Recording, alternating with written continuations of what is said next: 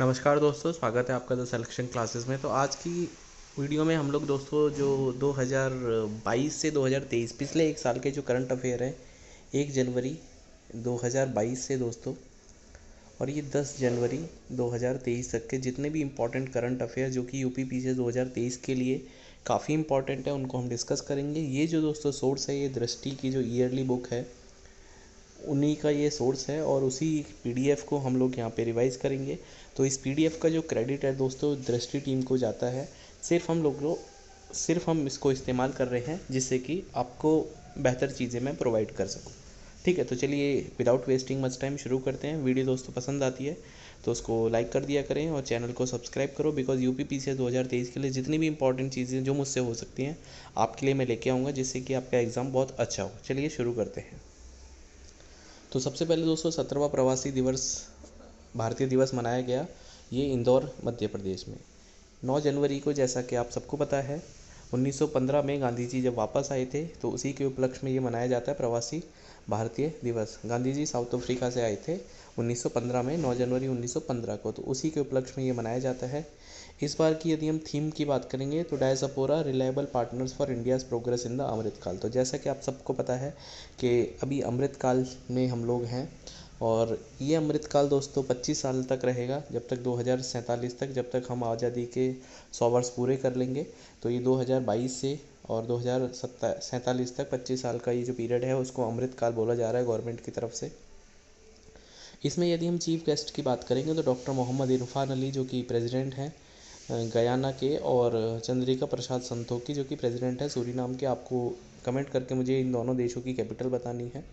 जैसा कि मैंने बताया 9 जनवरी 1915 को गांधी जी वापस आए थे, उसी के उपलक्ष्य में मनाया जाता है ये प्रवासी भारतीय दिवस।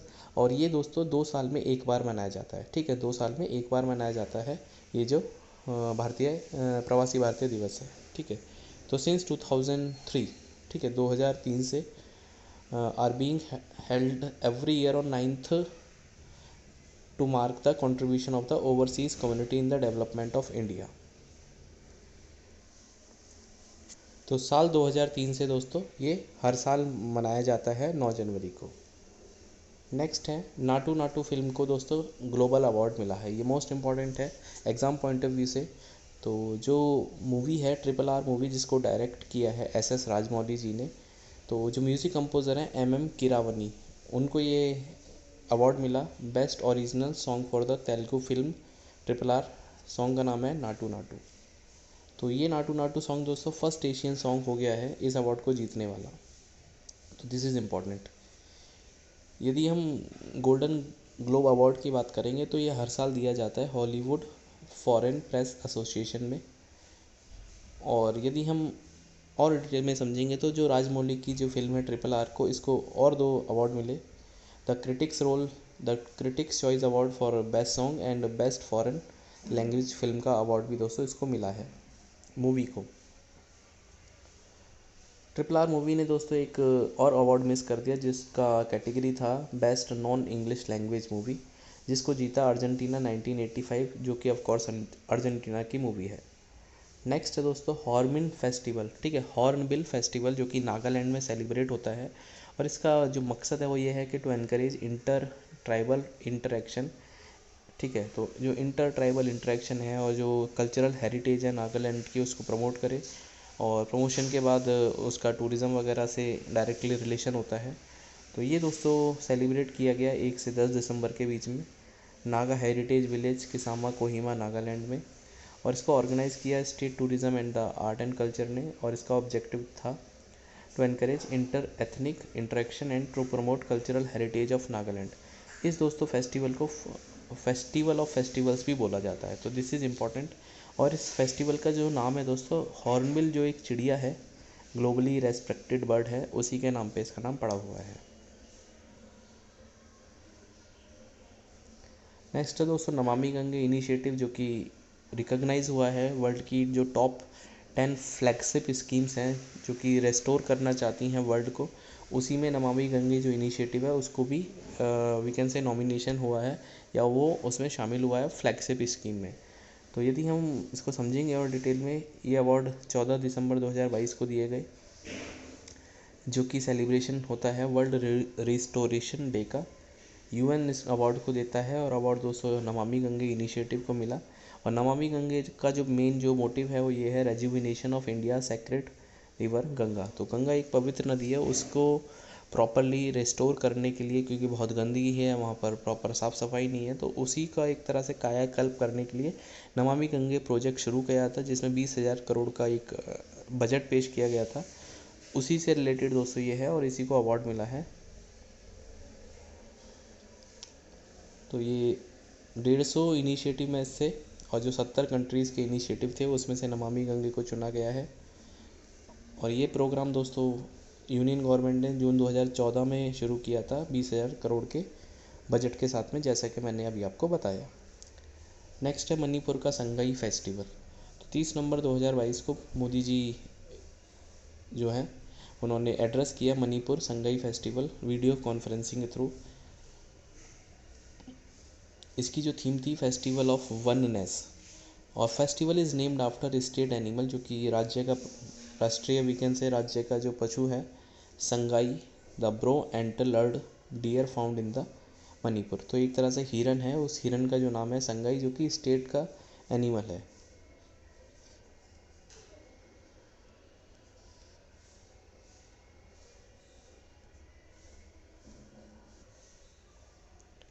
जो ये जो संगाई डियर है दोस्तों, इसको IUCN की रेड लिस्ट में रखा गया है।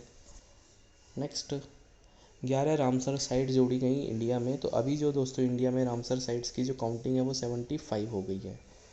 ठीक है, तो थोड़ा सा जानते हैं रामसर के बारे में। तो 2 फरवरी 1971 को एक इंटर गवर्नमेंटल ट्रीटी अडॉप्ट की गई, जो कि ईरान का एक शहर है रामसर। और ये जो force it was come into force in the year 1975। इसका जो एक्चुअल नाम है वो कन्वेंशन ऑन वेटलैंड्स है, लेकिन इसको पॉपुलरली हम लोग जानते हैं रामसर कन्वेंशन से। अगस्त 2022 में इंडिया ने 11 इसमें और वेटलैंड्स ऐड करी। तो ये जो 11 साइट या वेटलैंड साइट्स हैं वो ऐड करी गई हैं, इसमें 4 तो तमिलनाडु में, उड़ीसा में 3, जम्मू कश्मीर में 2 और एक दोस्तों मध्य प्रदेश और महाराष्ट्र में है। टोटल जो रामसर साइट्स हैं वो 75 हो गई हैं हिंदुस्तान में, और सबसे ज़्यादा तमिलनाडु में 14 हैं और फिर यूपी में 10 हैं। लार्जेस्ट जो वेटलैंड है इंडिया में वो सुंदरबंस है, और स्मॉलेस्ट दोस्तों आपको याद रखना रेणुका वेटलैंड, जो कि हिमाचल प्रदेश में है, जो कि सिर्फ 20 हेक्टेयर्स की भूमि पर है। पहली वेटलैंड दोस्तों चिल्का लेक और केवलादेव नेशनल पार्क राजस्थान में। यदि हम 11 के नाम आपको बताना चाहें जो न्यूली एडिड है, चित्राकुंडी, सुचिंद्रम, वादावूर और कंची रानकुलम, ये दोस्तों तमिलनाडु में। उड़ीसा में देखते हैं टम्पारा, हीराकुड, अंसुपा, ये उड़ीसा में। जम्मू कश्मीर में हाईगम और शैलबुग, यशवंत सागर दोस्तों मध्य प्रदेश में, और थाने क्रीक दोस्तों महाराष्ट्र में। इंडिया ने दोस्तों जो कन्वेंशन में एंट्री करी थी वो 1 फरवरी 1982 में एंट्री करी थी, और ये जो कन्वेंशन जो साइन हुआ था ये अडॉप्ट हुआ था 1971 में हुआ था, लेकिन इसको फोर्सफुली जो अडॉप्ट किया गया था या एक तरह से शुरुआत हुई 1975 में। तो गोवा और कर्नाटका को भी पहली रामसर साइट दोस्तों 2022 में मिली। तो इंडिया ने दोस्तों 2022 में 19 साइट्स टोटल ऐड करी, न्यूली एडेड अगस्त में थी और 8 उनने पहले करी थी इंडिया ने। तो टोटल यदि सवाल ये पूछा जाएगा 2022 में कितनी साइट्स ऐड हुई, 19 साइट्स ऐड हुई। तो अभी जो टोटल नंबर ऑफ साइट्स है रामसर साइट्स वो 75 है, आपको याद रखना है। इंडिया दोस्तों पूरे वर्ल्ड में 4.63% जो जोग्राफिकल एरिया है पूरे इंडिया का, उसका 4.63% वेटलैंड्स में कवर करता है। और स्टेट वाइज यदि हम देखेंगे तो गुजरात नंबर 1 पे है, एरिया वाइज की हम बात कर रहे हैं, followed by Andhra Pradesh. UP का नंबर 3रा है और वेस्ट बंगाल 4थे नंबर पे है।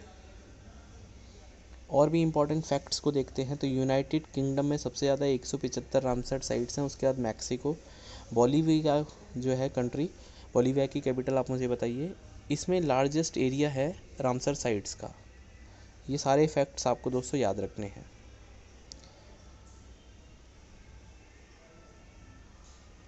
गुजरात और हिमाचल में असेंबली इलेक्शन हुए थे, तो इसमें जो इम्पोर्टेंट बात है कि गुजरात में जो नंबर ऑफ़ सीट्स हैं 182 हैं, पूछ लिया जाता है एग्ज़ाम में। और जो गुजरात के चीफ मिनिस्टर बने भूपेंद्र पटेल, जो कि 17वें चीफ मिनिस्टर बने, ये दोबारा से बने हैं, ठीक है, second in the row. Himachal Pradesh में दोस्तों जो टोटल सीट्स हैं वो 68 सीट्स हैं, जिसमें से 40 कांग्रेस ने जीती और जो वहाँ के चीफ मिनिस्टर बने हैं सुखविंदर सिंह सुक्खू। आपको कमेंट करना है कि दोनों जो स्टेट्स हैं गुजरात और हिमाचल प्रदेश के गवर्नर का क्या नाम है।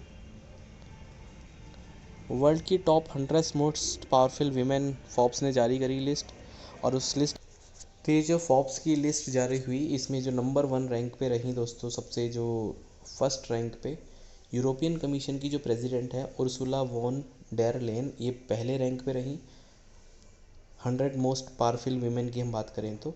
और सेकंड पे दोस्तों यूरोपियन सेंट्रल बैंक की जो प्रेसिडेंट हैं क्रिस्टीन लगार्डे, ये दोस्तों सेकंड पोजीशन पे रही। और थर्ड पे दोस्तों US president vice president Kamala Harris रही। इंडिया के पॉइंट ऑफ व्यू से देखेंगे तो जो सबसे हाईएस्ट रैंक पे रही निर्मला सीतारमन जी, जो कि हमारी फाइनेंस मिनिस्टर हैं, 36 रैंक पे। रोशनी नादर जी को इसमें जगह मिली है। माधुरी पुरी, ये दोस्तों सेबी की चेयरमैन हैं। सोमा मंडल ये चेयरपर्सन है दोस्तों स्टील अथॉरिटी ऑफ इंडिया की। किरण मजूमदार शॉ, जो कि बायोकॉन की एक तरह से वी कैन से चेयरपर्सन और फाउंडर हैं। और फाल्गुनी नायर दोस्तों founder and CEO of the Nykaa, उनको 89th रैंक मिली।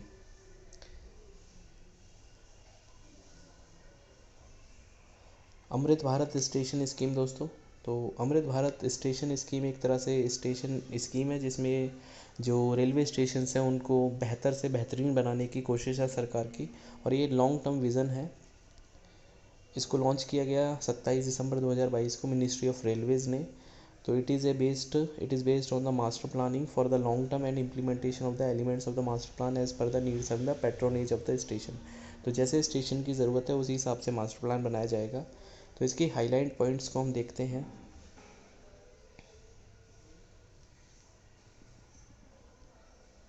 एज सच कोई हाईलाइट दोस्तों पॉइंट नहीं है, बस आपको याद रखना है कि ये स्कीम लॉन्च की गई है, ये दोस्तों इम्पॉर्टेंट है। सुप्रीम कोर्ट ने जो जजमेंट है EWS रिजर्वेशन को उसको वैलिड करार दिया है अपने वर्डिक्ट में। तो यदि हम EWS रिजर्वेशन की बात करेंगे तो ये 103rd कॉन्स्टिट्यूशनल अमेंडमेंट था 2019 में, और एक केस था दोस्तों 7 नवंबर 2022 को सुप्रीम कोर्ट ने वर्डिक्ट दिया। केस का नाम पता होना चाहिए, जनहित अभियान वर्सेस यूनियन ऑफ इंडिया। तो इसमें दोस्तों जो 10% रिजर्वेशन है EWS को, उसको चैलेंज किया गया था, बट कॉन्स्टिट्यूशन ने इसको या सुप्रीम कोर्ट ने इसको बिल्कुल सही माना है। और ये दोस्तों अंडर द आर्टिकल 15 और 16 इसमें क्लॉज 6 ऐड हुआ, ये दोस्तों आपको याद रखना है। यदि हम इंडिया में रिजर्वेशन की बात करेंगे तो रिजर्वेशन 2 टाइप से है, एक वर्टिकल और एक दोस्तों हॉरिजॉन्टल। वर्टिकल में मतलब ऊपर की तरफ, हॉरिजॉन्टल में बिल्कुल सेम लेवल पे। समझने का मैं आपको समझाने का प्रयास करता हूँ, थोड़ा सा आप कोशिश करना उसको समझने की। जैसे मान लो दोस्तों हमारे पास ये कुछ परसेंटेज या पूरा 100% है, तो यदि हम इसमें से 2 पार्ट में डिवाइड करते हैं तो 2 पार्ट को दो हमने एक को ए को दे दिया, एक को बी को दे दिया, तो ये दोस्तों हमारा वर्टिकल रिजर्वेशन है। यदि बी ये चाहता है कि अपना कुछ हिस्सा वो सी को डोनेट करना चाहता है, तो सी के लिए दोस्तों उसने अलग हिस्सा रखा है। तो ये दोस्तों एक तरह से बी के पोर्शन में से कुछ गया है, तो ये आपका जो है वो हॉरिजॉन्टल रिजर्वेशन है। तो EWS दोस्तों वर्टिकल रिजर्वेशन है। और अब दोस्तों इंडिया में जो रिजर्वेशन की परसेंटेज है आपको मुझे कमेंट करके बतानी है, यदि मैं गलत नहीं हूँ तो 59.5% के आसपास दोस्तों रिजर्वेशन अब है। और जनरल कैटेगरीज़ के लिए 40.5 है। अगर मुझे गलत मेरे दिमाग में है तो प्लीज़ मुझे करेक्ट करना। तो reservation 40.5 for the general category, और बाकी बचेगा कितना 59.5 ये कैटेगरीज़ में, जिसमें SC ST OBC और EWS का 10% भी शामिल है। नेक्स्ट है दोस्तों स्वच्छ सर्वेक्षण 2022 अवार्ड, ये इम्पोर्टेंट है एग्ज़ाम पॉइंट ऑफ व्यू से। तो इसमें दोस्तों जो मिनिस्ट्री है, ministry of housing and urban affairs, ये जो उसका प्रोग्राम है स्वच्छ भारत मिशन के तहत ये प्रोग्राम अवार्ड किए गए। और ये दोस्तों इसमें जो नया इंडिकेटर ऐड हुआ स्वच्छ टेक्नोलॉजी चैलेंज, जैसे कि आपको पता है कि रिन्यूएबल एनर्जी पे ज़्यादा वर्ल्ड फोकस कर रहा है इस समय। तो इसको सबसे पहले स्वच्छ सर्वेक्षण 2016 में शुरू करे गए थे अवार्ड्स। कुछ पॉपुलर अवार्ड्स को देखते हैं।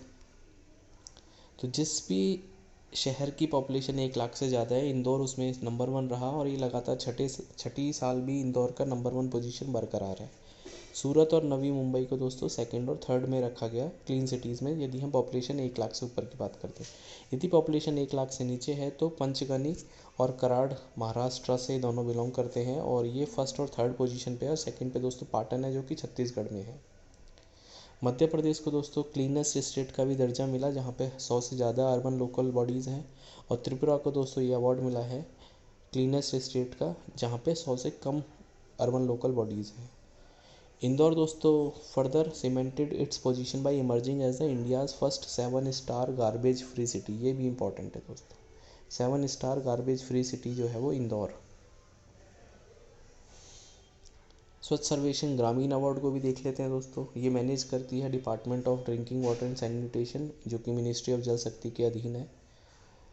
और ये नेशनल लेवल पे दोस्तों 9 सितंबर 2021 को लॉन्च करे गए थे। और ये जो इस बार कंडक्ट करे गए इप्सोस रिसर्च प्राइवेट लिमिटेड है जो एक सर्वे एजेंसी है, in consultation with states and the districts. स्वच्छ सर्वेक्षण ग्रामीण अवार्ड दोस्तों सिंस 2018 से कैरीड आउट हो रहे हैं। कुछ इंपॉर्टेंट यहाँ पे देख लेते हैं। जिन भी स्टेट्स की पॉपुलेशन 30 लाख से ज़्यादा है, among large state population greater than 30 lakh, Telangana, Haryana और तमिलनाडु। 30 लाख से कम वाले स्टेट्स या फिर जो यूनियन टेरिटरीज़ है, अंडमान निकोबार फर्स्ट पे, दमन एंड दादर नागर हवेली, सिक्किम तीसरे पे। टॉप 3 डिस्ट्रिक्ट्स आपको पता होना चाहिए ग्रामीण में, भिवानी, जगतियाल और निज़ामाबाद। भिवानी हरियाणा, जगतियाल तेलंगाना और निज़ामाबाद भी Telangana. Madhya Pradesh was given the first prize among the states that have done outstanding work in the western zone in स्वच्छ सर्वेक्षण ग्रामीण 2022। तो स्वच्छ सर्वेक्षण 2023 को यदि हम देखते हैं तो has launch the 8th edition of the Swachh Survekshan 2023 under the स्वच्छ भारत मिशन 2.0 ऑन 24 मई 2022। ठीक है, तो ये दोस्तों इसकी जो प्रायोरिटी है वो RRR की है, reduce, recycle and reuse. Again this is important from state PCS as well as UPSC। General Lachit Borphukan की यदि हम बात करें दोस्तों, 400वीं बर्थ एनिवर्सरी सेलिब्रेट करी गई नई दिल्ली में 23 से 25 नवंबर के बीच में। इनके बारे में यदि थोड़ा सा इंट्रोडक्शन जाने तो इनका जो जन्म है 24 नवंबर 1622 में चराइदेव जो कि पहली कैपिटल थी अहोम किंग्स की, वहाँ पे इनका जन्म हुआ। और इन्होंने बहुत इंपॉर्टेंट बैटल्स लड़े मुग़ल आर्मी के खिलाफ।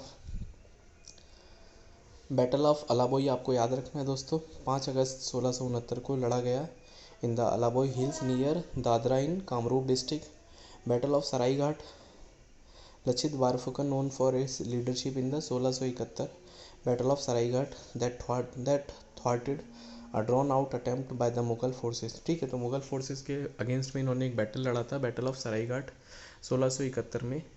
और जो मुगल्स की तरफ थे जो कमांडर थे दोस्तों Ram Singh, first to take over Ahom kingdom. तो इन्होंने बिल्कुल ऐसा नहीं होना दिया और मुगल जो आर्मीज़ थी उनको काफ़ी इन्होंने टक्कर दी और एक तरह से उखाड़ फेंका लचित बारफुकन जी ने। ठीक है, तो याद रखना दोस्तों battle of Saraighat. Ahom kingdom की यदि हम बात करेंगे तो 1228 में इस्टेब्लिश हुआ ब्रह्मपुत्र वैली में और रिटेन इट्स सोवरेनिटी ओवर 600 साल तक दोस्तों ये किंगडम जो है अपनी प्रभुत्वता स्थापित करी 600 साल तक। इसको फाउंड किया गया था चावलंग सुखापा जो कि 13वीं सेंचुरी के रूलर थे। इंडिया में दोस्तों 5G सर्विसेज लॉन्च की गई। जो छठी एडिशन था इंडियन मोबाइल कांग्रेस का 14 अक्टूबर 1 से 4 दोस्तों 2022 प्रगति मैदान न्यू दिल्ली में। तो जियो और एयरटेल ये दोस्तों 5G नेटवर्क डेवलप कर रहे हैं in India in the cities in phased manner.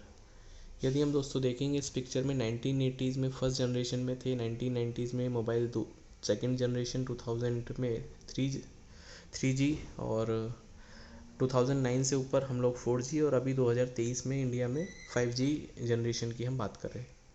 Speed दोस्तों यहाँ पे दे रखी है 2.4 पहले में, फिर 664 दोस्तों सेकंड जनरेशन में, थर्ड में 2000, और फोर्थ जनरेशन में 1,00,000 kbps की स्पीड थी। 5G टेक्नोलॉजी में जो इम्पोर्टेंट है वो ये है कि जो लेटेंसी होती है दोस्तों काफ़ी कम है। लेटेंसी का मतलब होता है the delay between the sending end receiving information. आपने ए के पास कोई इन्फॉर्मेशन भेजी, ए ने बी के पास भेजी, बी ने उसको रिसीव किया और वापस से ए को अपना मैसेज दिया, तो इसमें मान लो 10 सेकंड लगते थे 4G में, ठीक है। अब 5G में दोस्तों क्या होगा, ये जो लेटेंसी है ऐसा मान के चलो आप, ये 2 सेकंड हो जाएगा। तो मतलब 1/5 ऑफ द जो स्पीड है वो वी कैन से बढ़ गई, या फिर 1/5 ऑफ द जो टाइम है वो रिड्यूस हो गया। तो ये है दोस्तों लेटेंसी। तो 5G में लेटेंसी कम हो गया है, from lower than 50 millisecond for 4G। 5G में इसको 10 मिली सेकेंड से कम के टाइम पीरियड में लेटेंसी है। तो एडवांटेजेस बहुत सारे हैं। इंडिया ने अपना 5G प्रोजेक्ट कब शुरू करा था, 2017 में। The government had setup A high level forum for rolling out 5G, और इस फोरम को हेड किया था दोस्तों प्रोफेसर AJ पॉलराज ने, जो कि स्टैनफोर्ड यूनिवर्सिटी से ताल्लुकात रखते हैं। इंडिया मोबाइल कांग्रेस की यदि हम बात करें तो ये 1 से 4 अक्टूबर 2022 तक हेल्ड हुई न्यू दिल्ली में, और इसकी जो थीम थी न्यू डिजिटल यूनिवर्स थी। इसको इनॉग्रेट किया मोदी जी ने। नेक्स्ट है दोस्तों, again important from exam point of view C, Modhera. Modhera दोस्तों भारत का पहला ऐसा गांव बन गया जहां पे 24/7 सोलर पावर्ड अवेलेबिलिटी है, ठीक है। तो रिसेंटली 9 अक्टूबर 2022 को मोदी जी ने ये ऐलान कर दिया कि जो मोढेरा दोस्तों ये है भारत का पहला 24/7 सोलर पावर्ड विलेज है।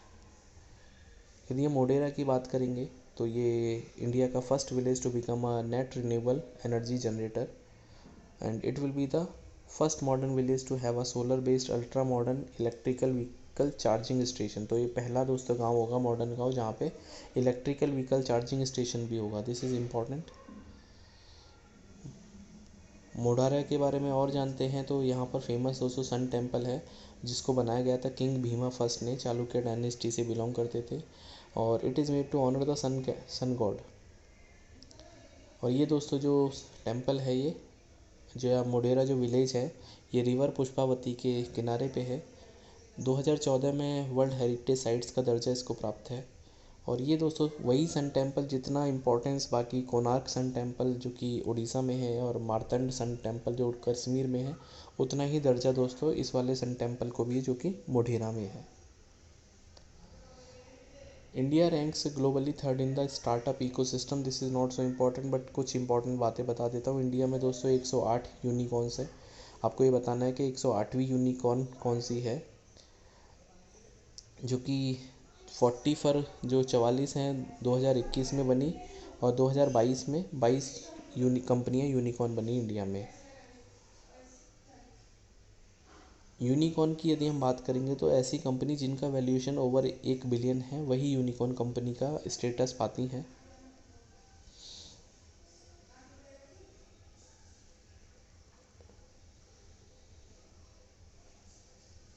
नेक्स्ट है दोस्तों NCRB report, national crime record bureau, 2021 की रिपोर्ट है। इस रिपोर्ट को रिलीज़ किया गया मिनिस्ट्री ऑफ होम अफेयर्स ने, और ये दोस्तों रिपोर्ट है crime against women, suicide and crime rates. तो इसकी जो इंपॉर्टेंट फाइंडिंग्स हैं उनको देखते हैं। नेशनल लेवल पे जो सुसाइड्स हैं दोस्तों 7% मोटा मोटा 7.17% बढ़ गई हैं 2020 के मुकाबले। The share of persons engaged in farming sector among total record suicide, करीब 6.6% दोस्तों we can say farming sector से लोग बिलोंग करते हैं जो कि सुसाइड की इन्होंने 2021 में। महाराष्ट्र नंबर 1 स्टेट रहा, फॉलोड बाय तमिलनाडु और मध्य प्रदेश, जहाँ ने सबसे ज़्यादा सुसाइड हुई। यूनियन टेरिटरीज़ में दिल्ली का नाम नंबर 1, 2840 सुसाइड्स हुई। तो दोस्तों दिल्ली वालों थोड़ा सा सोचो यार इस बारे में, because suicide is not the solution, it is the problem. Reason क्या कर रहे हैं सुसाइड के, फैमिली प्रॉब्लम 33.2%, जो कि फैमिली प्रॉब्लम है, मैरिज प्रॉब्लम नहीं थी। मैरिज प्रॉब्लम 4.8% है। मतलब मैरिज रिलेटेड प्रॉब्लम, और जो बीमारी वगैरह 18.6%। क्राइम रेट यदि हम वीमेंस के अगेंस्ट में देखेंगे तो ये भी दोस्तों बढ़ गया है 56.5 से 64.5 2021 में। और रेप के जो केसेस हैं वो 7% हैं दोस्तों। This is not a very good data. Highest rate of crime जो है अगेंस्ट वीमेन ये असम में है, फिर उड़ीसा, फिर Haryana, Telangana, Rajasthan. In terms of actual number of cases registered हुए दोस्तों यूपी में, फिर राजस्थान में। यूपी में दोस्तों नंबर 1 केसेस रजिस्टर्ड हुए, और क्राइम अगेंस्ट वीमेन की हम बात कर रहे हैं। फिर Rajasthan, Maharashtra, West Bengal. Nagaland stood out with the lowest number of crime rates against women दोस्तों। दिस इज़ इम्पॉर्टेंट, और नागालैंड लोगों के लिए काफ़ी अप्रिसिएशन, जिन्होंने जो वीमेन के अगेंस्ट में क्राइम है वहाँ पे सबसे कम जो है वो रेट नागालैंड में है। अमंग यूनियन टेरिटरीज की बात करेंगे तो Delhi had the highest rate of crime against the women. Jaipur record the highest crime rate followed by the Delhi, Indore, Lucknow. तो जयपुर में दोस्तों हाईएस्ट क्राइम रेट है। एनसीआरबी का हेडक्वार्टर नई दिल्ली में है दोस्तों, और ये फंक्शन करती है under the ministry of home affairs. India tourism statistics 2022, इसके जो इम्पोर्टेंट पॉइंट्स हैं, इंडिया दोस्तों ओवरऑल 94वें नंबर पे रहा पूरे वर्ल्ड में ग्लोबली। और ये जो रिपोर्ट है इसको रिलीज़ किया वर्ल्ड इकोनॉमिक फोरम ने। फॉरेन टूरिस्ट अराइवल, जो विदेशी मेहमान हैं वो डिक्रीज़ हुए 1.52 मिलियन, जो कि 2020 में 2.74 मिलियन थे, of course due to covid condition या कोविड रेस्ट्रिक्शंस। एनआरआईज और international tourist arrival has seen positive growth of 52.6% and 10.6% respectively. ये होना ही था, जो एनआरआईज थे वो वापस भारत में आए, क्योंकि कोविड के केसेस में जब कोविड का टेन्योर था तो काफ़ी जो बाहर लोग रहते थे वो हिंदुस्तान में वापस आए। टॉप 5 यदि हम सोर्सेस देखेंगे FTAs in India foreign tourist arrivals की, तो सबसे ज़्यादा दोस्तों यूनाइटेड स्टेट्स से आते हैं, फिर बांग्लादेश, फिर यूनाइटेड किंगडम, कनाडा और नेपाल से 5वें नंबर पे आते हैं। महाराष्ट्र और तमिलनाडु दोस्तों डोमेस्टिकली ये टॉप 2 डेस्टिनेशंस हैं जहाँ पे फॉरेन टूरिस्ट सबसे ज़्यादा आते हैं। और डोमेस्टिक की यदि हम बात करेंगे तो तमिलनाडु और उत्तर प्रदेश फर्स्ट और सेकंड में है डोमेस्टिक टूरिस्ट के विजिट्स के लिए। ताजमहल दोस्तों सबसे ज़्यादा पॉपुलर डेस्टिनेशन है डोमेस्टिक लोगों के लिए, और फॉलोड बाय रेड फोर्ट और कुतुब मीनार। लेकिन जो फॉरेनर्स हैं उनके लिए मल्लापुरम, जो कि तमिलनाडु में है और एक यूनेस्को वर्ल्ड हेरिटेज साइट भी है, वो नंबर 1 पोजीशन पे रहा, and followed by the Taj Mahal. Only 1.64% of all tourist world wide come from India, and UAE was top destination for outbound tourist from India in 2021। ठीक है, तो यूएई जो लोग भारत से बाहर घूमने गए तो उसमें यूएई नंबर 1 पे रहा। पूरे जो टूरिस्ट हैं ऑल ओवर वर्ल्ड, उसमें सिर्फ 1.64% ही लोग ऐसे हैं जो कि भारत से वी कैन से वो टूरिस्ट हैं। ठीक है, of all the tourist world wide.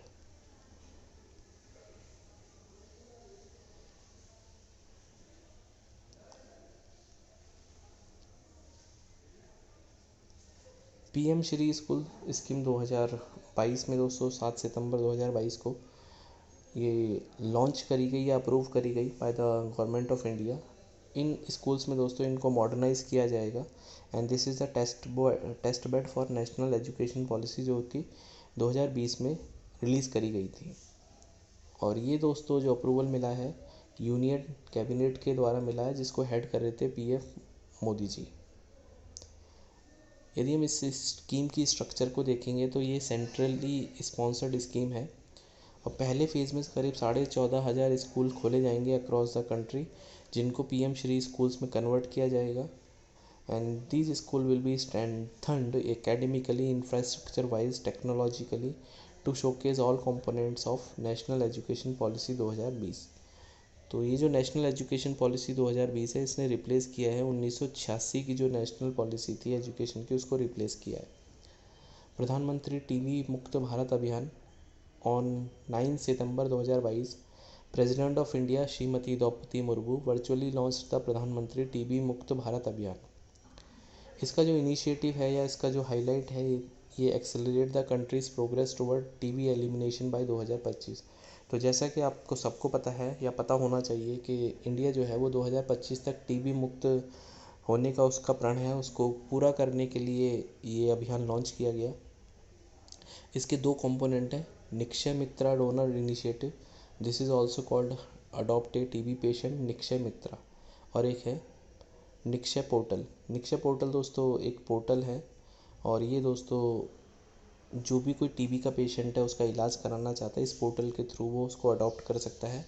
और निक्षय मित्रा एक इनिशिएटिव है जिसके थ्रू आप एक टीबी पेशेंट को अडॉप्ट कर सकते हैं, उसका इलाज करा सकते हैं।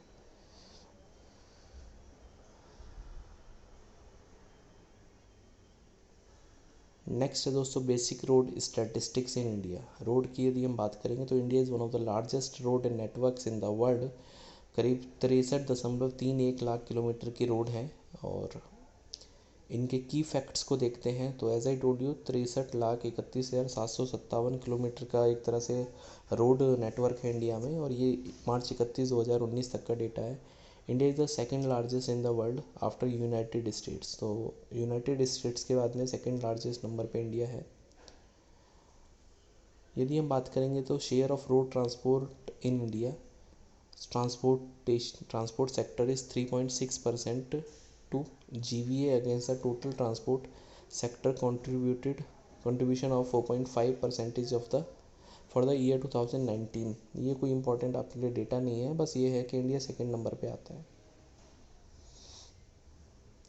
यदि हम रोड में नेटवर्क को देखेंगे तो नेशनल हाईवे करीब 2% है दोस्तों, स्टेट हाईवे 3%, डिस्ट्रिक्ट रोड 10% का डेटा है, रूरल रोड जो है वो 71.42, अर्बन रोड 9%।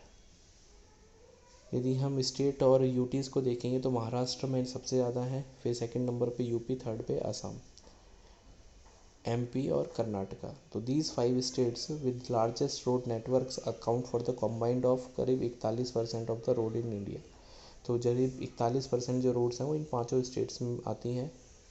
एक बार फिर से स्टेट्स देख लेते हैं, महाराष्ट्र, उत्तर प्रदेश, असम, मध्य प्रदेश और कर्नाटका। नेशनल हाईवेज़ की यदि हम बात करेंगे तो 1.32 लाख किलोमीटर है, और महाराष्ट्र में सबसे ज़्यादा national highway network 17,757 kilometre, followed by Uttar Pradesh और राजस्थान। तो यहाँ भी दोस्तों महाराष्ट्र, उत्तर प्रदेश, लेकिन थर्ड पे असम था, लेकिन नेशनल हाईवेज़ में महाराष्ट्र, उत्तर प्रदेश, फिर राजस्थान है।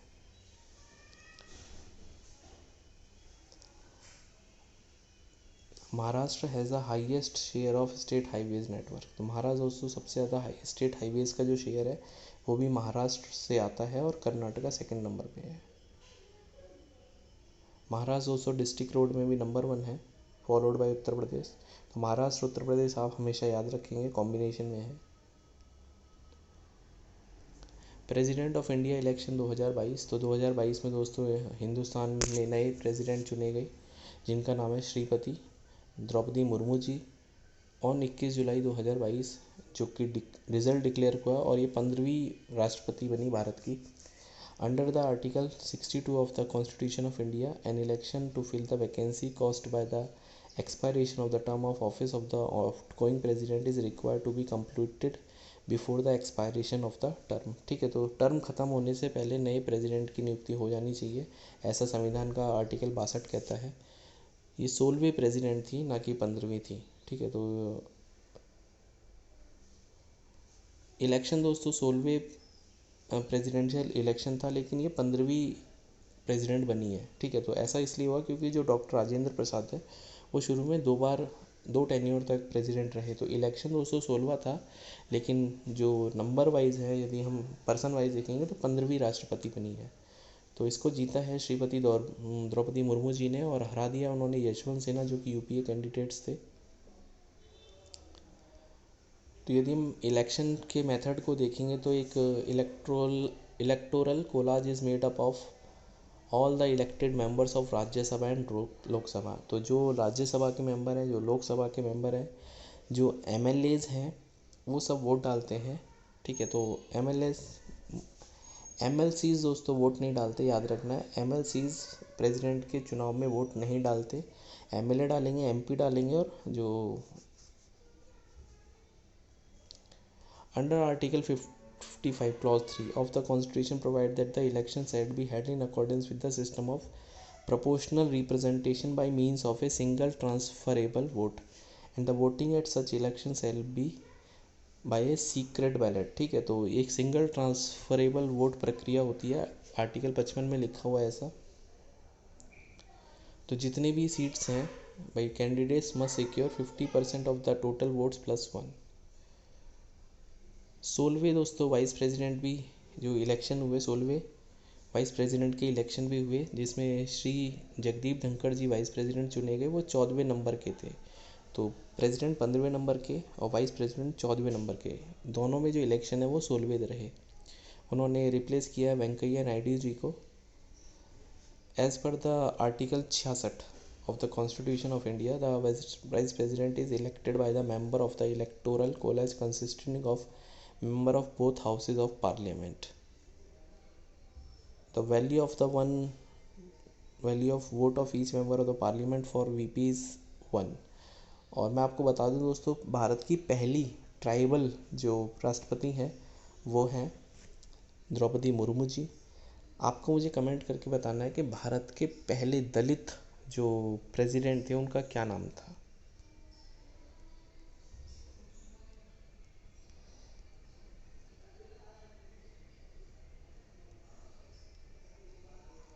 लेजिस्लेटिव असेंबली इलेक्शन हुए 5 राज्यों में। कौन कौन से राज्य थे? उत्तर प्रदेश, उत्तराखंड, पंजाब, गोवा और मणिपुर। इन सब की सीट्स आपको पता होना चाहिए। और रिजल्ट जो डिक्लेयर हुआ 8 जनवरी 2022 को डिक्लेयर हुआ। तो यूपी की यदि हम बात करेंगे, यूपी में दोस्तों 420 सीटें हैं। और यूपी के जो चीफ मिनिस्टर बने वो फिर से बने योगी जी। दोस्तों सॉरी, माफ़ करना, 403 लेजिस्लेटिव असेंबली है। मुझे 420 का आंकड़ा याद आ गया अचानक से। ठीक है, तो 403 लेजिस्लेटिव असेंबलीज कॉन्स्टिट्यूएंसी हैं उत्तर प्रदेश में। और रिज़र्व जो रहे हैं SC के लिए 84 और ST के लिए 2। 47 वुमेन दोस्तों यहाँ जीती हैं, जिसमें से 29 जो है वो भारतीय जनता पार्टी से ताल्लुकात रखती हैं। भारतीय जनता पार्टी ने दोस्तों इस चुनाव को जीता। 273 उन्होंने सीट जीती along with the allies. Amroha district में जो परसेंटेज ऑफ वीमेन थी वो सबसे ज़्यादा थी वोटर के कंपैरिजन हम बात करें तो। पार्टी वाइज ये डिटेल दे रखी है बट नॉट सो इम्पोर्टेंट। अपना दल को 12 सीट, बहुजन समाज पार्टी दोस्तों 1% या 1 सीट मिली, भारतीय जनता पार्टी को 255, कांग्रेस को 2, राष्ट्रीय लोकदल जो है उसको 8 सीटें, समाजवादी पार्टी 111। सबसे बड़ा जो इनका प्रतिद्वंदी रहा वो समाजवादी पार्टी, भारतीय जनता पार्टी का जो प्रतिद्वंदी है। और सुहेल देव भारतीय समाज पार्टी 6 सीटें उसने जीती। New cabinet of Uttar Pradesh, तो chief minister Yogi ji,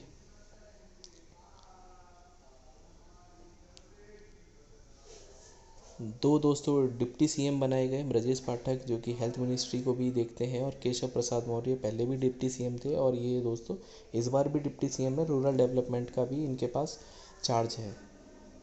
Surya Pratap Shahi agriculture department देखते हैं, सुरेश कुमार खन्ना फाइनेंस मिनिस्ट्री देखते हैं दोस्तों।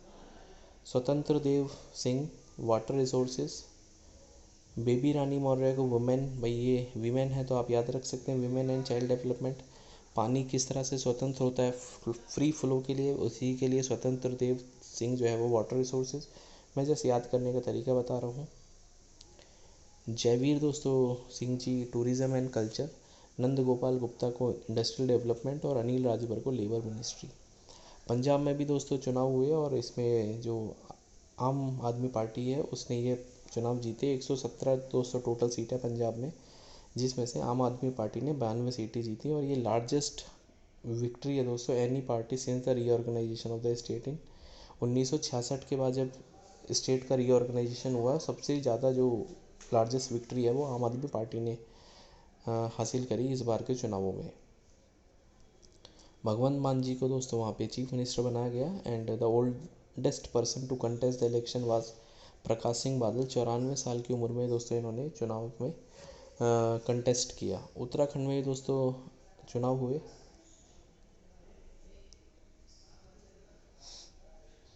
70 दोस्तों वहाँ पे सीट हैं और भारतीय जनता पार्टी के जो सीएम हैं पुष्कर सिंह धामी जी वहाँ पे चीफ मिनिस्टर नियुक्त किए गए।